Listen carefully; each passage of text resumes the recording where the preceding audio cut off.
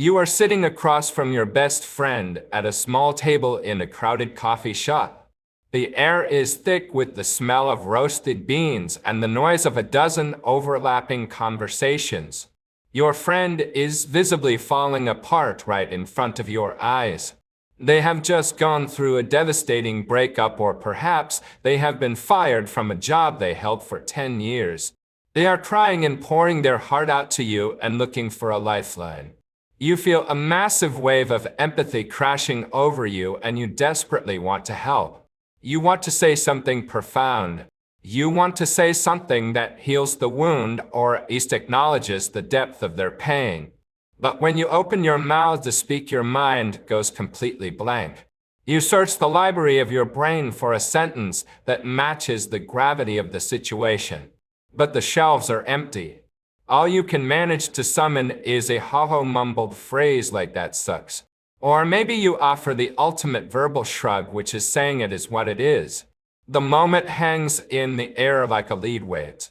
You see the disappointment in their eyes because they needed a surgeon and you showed up with a band-aid. You hate yourself in that moment because you know your words failed to match the intensity of your feelings. This scenario is not just a moment of social awkwardness. It is a symptom of a silent epidemic that is sweeping through the 21st century. We are suffering from collective linguistic atrophy. We are slowly losing our ability to speak, and by extension, we are losing our ability to connect. We live in the most connected era in human history, yet we have never been more inarticulate. The tragic irony is that we have more tools to communicate than any civilization before us. We have instant messaging and voice notes and video calls and comment sections. But the actual quality of that communication has collapsed into a flattened gray wasteland. Think about the way we talk about art and culture today compared to 20 years ago. Imagine you just watched a film that completely blew your mind. The cinematography was haunting and the score was melancholic and the acting was subtle. You walk out of the theater and you want to tell the world how it made you feel. But you do not write a paragraph describing the interplay of light and shadow. You pull out your phone and you type a single word, "Fire." Or maybe you type the word "Go Ted." Or if it was bad, you simply type the word "mid" or "trash." We have traded our ability to describe reality for a starter pack of internet slang that acts like a verbal crutch. We rely on a tiny rotation of buzzwords to do the heavy lifting for us. If something is funny, we type a skull emoji. If something is sad, we type the word mood. If someone is acting strange, we label it cringe. These words are not descriptors, they are cages. They are linguistic shortcuts that save us time but cost us our humanity. Consider the way we handle complex emotions. In the past, we had a rich vocabulary to distinguish between the subtle shades of human suffering. There is a massive difference between melancholy and grief. There is a canyon of difference between frustration and indignation. There is a world of difference between being lonely and being solitary. But today we bulldoze all of these complex emotional landscapes into a flat parking lot labeled with 3 letters. Or we just say we are depressed. When a student fails an exam, they feel a specific mix of shame and regret and fear for the future. But they just say they are emo. When a person is misunderstood by their partner, they feel a specific mix of isolation and resentment. But they just say they are emo. When we use these catch-all terms, we are not just being efficient. We are actively deleting the nuance of our own experience. We are letting the resolution of our lives drop from high definition down to a pixelated blur. It is like trying to paint a sunset using only one color of red paint.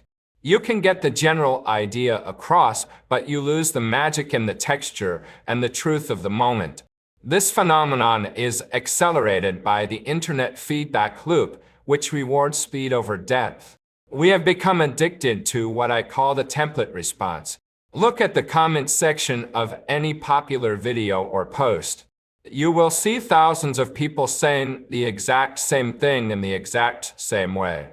If you watch a touching documentary about humanity, you will not find discussions about the themes or the pacing. You will see a sea of comments saying who is cutting onions, or you will see the inevitable comment asking to press F to pay respects. We have stopped trying to articulate our own unique thoughts. Instead, we scan our brains for the popular meme or the trending phrase that will get us the most likes. We are not communicating to connect anymore. We are communicating to perform. We are trying to signal that we are part of the tribe by using the tribe's vocabulary. But in doing so, we are silencing our own individual voices. We are becoming photocopies of photocopies. This degradation of language has a terrifying ripple effect on our relationships. When you cannot articulate your needs specifically, you cannot be helped specifically. If you tell your partner you are just mad, they might leave you alone to cool off. But if you could articulate that you are actually feeling neglected and invisible, they might come closer to comfort you. The lack of words creates a lack of intimacy. We drift apart from each other, not because we do not care, but because we cannot build the bridge of language required to reach each other. We are also seeing this in the extreme polarization of our opinions. Because we lack the patience and the vocabulary for nuance, everything becomes binary. A movie is either a masterpiece or a disaster. A person is either a hero or a villain. A song is either a banger or a skip. We have lost the middle ground. We have lost the ability to say that a movie had a great concept but poor execution. We have lost the ability to say that a person is flawed but still worthy of love. Our language has become a weapon of blunt force rather than a tool of precision. You might be thinking that this is just a natural evolution. You might say that language always changes and old people always complain about how young people speak. You might tell yourself that you know the big words and the complex concepts, but you just choose not to use them because it is faster to use slang. But that is a dangerous lie you are telling yourself. This is not just about being lazy. And it is not just about social trends. There is something much more sinister happening inside your biological hardware. The ancient philosopher Ludwig Wittgenstein once said that the limits of my language mean the limits of my world. He was suggesting that if you do not have a word for something, you cannot truly experience it or understand it. Modern neuroscience is beginning to prove that he was right in ways he never could have imagined. When you stop using a word, you do not just forget the word. You eventually lose the neural pathway associated with the concept behind the word. We are not just simplifying our speech. We are shrinking our consciousness. We are trapping ourselves in a prison where the walls are made of our own limited vocabulary. The scariest part is that this is not an accident. There is a specific biological mechanism in your brain that is being triggered every single time you choose a shortcut word over a descriptive one. It is a mechanism designed to save energy, but it is currently actively eating away at your mind. To understand how to stop this rot, we first have to understand the machine that is driving it. The missing link behind your silence is a fundamental biological concept known as cognitive economy. To understand why we are losing our language, you have to understand the operating system of the human brain. Your brain is a biological machine that weighs about 3 pounds but consumes roughly 20% of your daily energy intake. Its primary directive is not to make you a poet or a philosopher or a brilliant orator. Its primary directive is to keep you alive and to conserve fuel for potential threats. Because of this, your brain treats deep thinking and complex articulation like a dangerous luxury expense. It is constantly looking for corners to cut in pathways that offer the least resistance. When you try to articulate a complex feeling like the bittersweet nostalgia of a Sunday evening in late autumn, Your brain has to fire up millions of neurons to search your semantic memory and find the precise adjectives and structure the sentence syntax. This process burns glucose and requires significant executive function from your prefrontal cortex. It feels like mental friction, but shouting a slang word like mood or real is neurologically cheap. It is a prepackaged linguistic shortcut that bypasses the executive functions almost entirely. It costs your brain fractions of a calorie to retrieve a meme phrase that you have heard 1,000 times. So when you are tired or stressed or overstimulated, your brain aggressively steers you toward the cheap option. We are not just becoming lazy writers, we are becoming cognitive misers. We are choosing the fast food of communication because cooking a gourmet meal of sentences feels too exhausting. Let me explain this with a story about a hypothetical man named David. David is a 28-year-old graphic designer who prides himself on being observant. One evening, David finishes watching a documentary about the fragility of human connection in the digital age. As the credits roll, he feels a profound sense of awe mixed with a terrifying realization of his own loneliness. It is a heavy and beautiful and complex emotion that swirls in his chest. He opens his laptop with the urge to write a post about it or text his friend to discuss the philosophical themes. But as his fingers hover over the keyboard, he hits a wall. He tries to form a sentence about the juxtaposition of hyperconnectivity and isolation. But the words feel slippery and just out of reach. His brain starts to protest against the effort. It sends him a signal of discomfort which manifests as a mild anxiety or a sudden wave of fatigue. David looks at the blinking cursor and feels stupid. He sees a notification pop up on his phone and his focus breaks. He scrolls down to the comments section of the documentary to see what others are saying. He sees the top comment is a simple joke that says, "Bro, this hit different." He sees another comment that says, "I am actually sobbing right now." David's brain quickly calculates a risk versus rewards scenario. Writing a 3-paragraph analysis might get 0 engagement and requires high energy cost.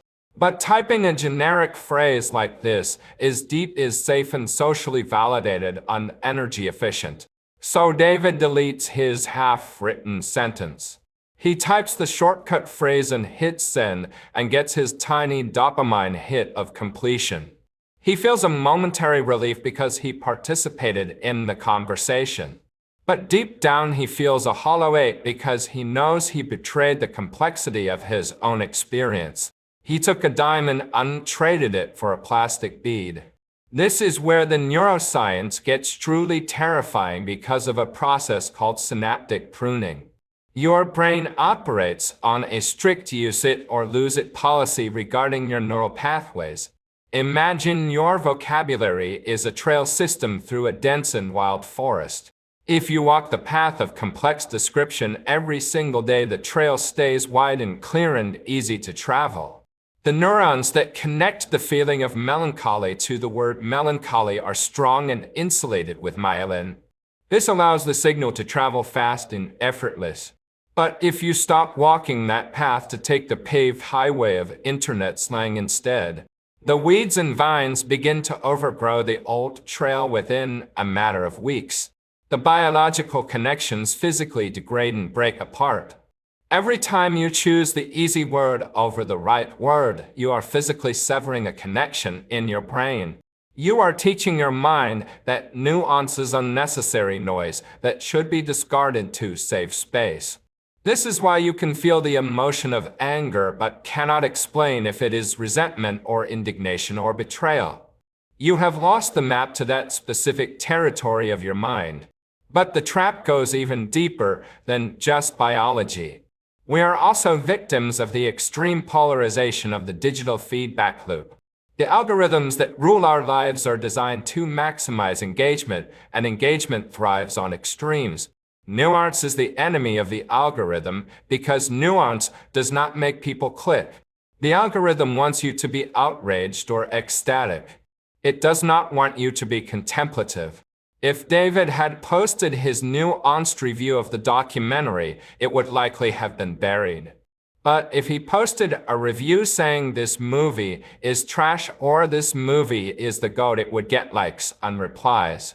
We are training our brains to think in headlines instead of paragraphs because that is what the machine rewards. We are flattening our own personalities to fit into the metadata tags of a database. We have forgotten that the truth almost always lives in gray areas.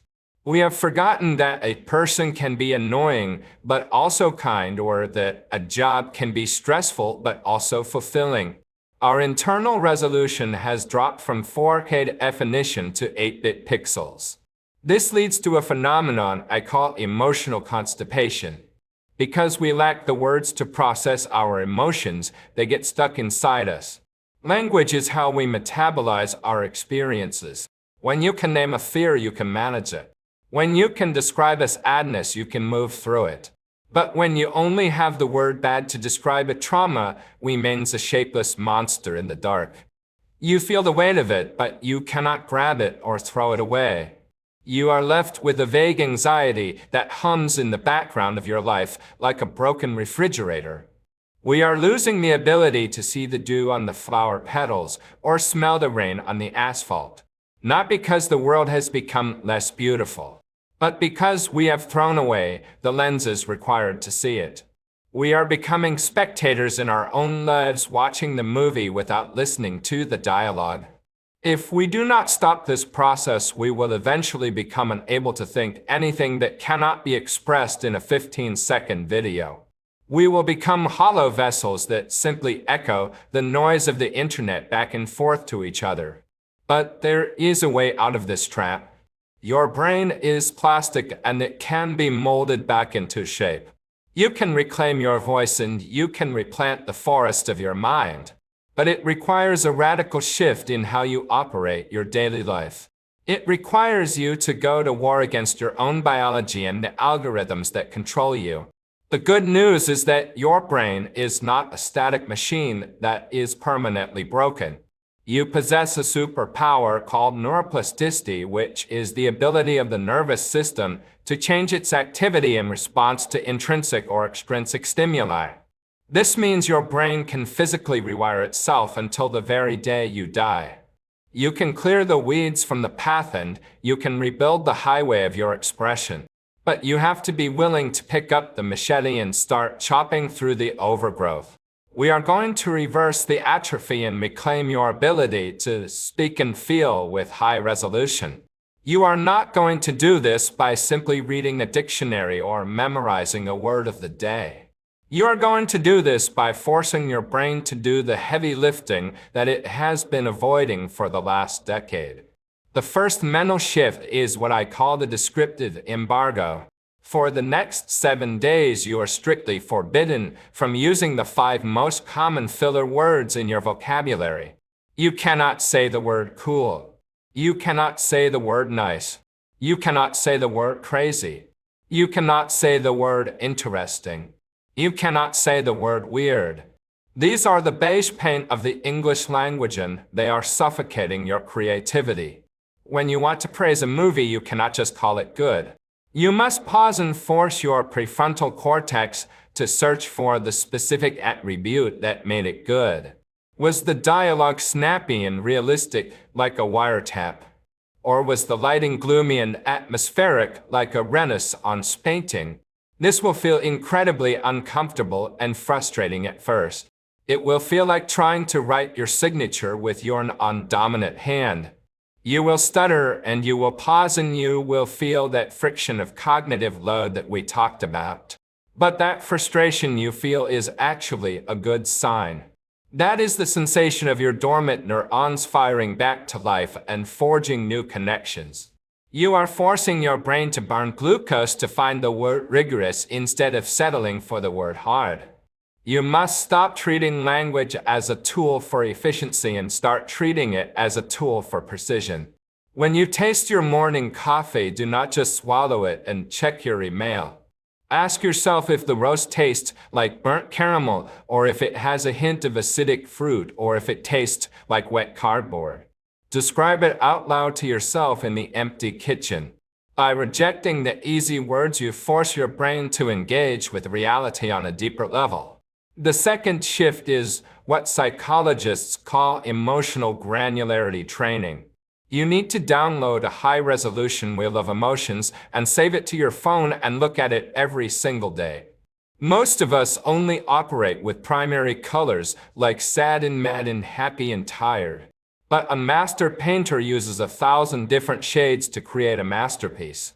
Next time you feel a wave of negativity, you must refuse to stop at the generic label of bad. You must interrogate the feeling until you find its true name. Are you feeling vulnerable because you exposed a secret to a friend who did not reciprocate? Are you feeling inadequate because you compared your career to appear on social media? Are you feeling exhausted because you have been overextending your boundaries to please others? Research shows that the simple act of accurately naming an emotion reduces the activity in the amygdala. The amygdala is the part of your brain responsible for the fight or flight panic response. When you name the ghost, you turn on the lights and the ghost loses its power over you. If you can distinguish between feeling lonely and feeling solitary, you change your entire reaction to the situation. Loneliness is a desperate lack of others, but solitude is the glorious presence of oneself. The word you choose dictates the reality you live in. The third shift is the deep reading protocol. You cannot output high-quality thoughts if you are only inputting low-quality garbage. You are what you eat and you speak what you read. You need to stop feeding your brain a diet of 15-second clips and start feeding it complex syntax. Talking about reading self-help books that are written at a 5th grade level. Talking about reading authors who challenge you and write sentences that cover half a page. Read philosophy that forces you to hold the contradictory ideas in your mind at the same time. Read fiction that describes the landscape so vividly you can smell the pine needles. When you read complex text, you are doing resistance training for your working memory. You are stretching your attention span. You will find that as your input becomes richer, your output becomes effortless. You will stop mimicking the hollow phrases of the internet crowd because they will start to taste like stale bread in your mouth. You will start sounding like yourself again. You will find that you have opinions that are entirely your own and you have the words to defend them. We must realize that language is the only thing that separates us from the entropy of the universe. It is the architecture of our consciousness. If we let our words crumble into dust, we let our reality crumble with them. Do not let the algorithm colonize your mind and turn you into a parrot that just repeats the trend of the week. You are a human being with a depth of experience that is unique in the entire history of the cosmos. You owe it to yourself to express that depth. Speak with intention and speak with precision and speak with courage. Describe the world so vividly that you force others to see it through your eyes. The world is not just fire or trash. It is a glorious and terrifying spectrum of infinite color and shadow and light. You have the brush in your hand, so stop painting in black and white. It is time to wake up and speak.